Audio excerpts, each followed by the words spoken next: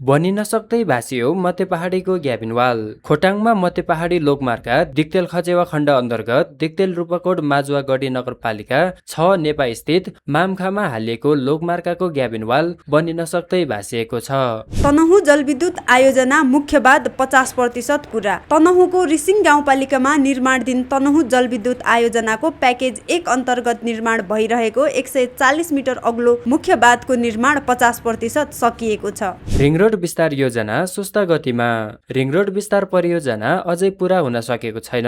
पहिलो खण्डमा काम सम्पन्न भएको 8 वर्ष बितिसक्दा पनि करिब 16 किलोमिटर सडकको विस्तार कार्य अधुरै रहेको छ।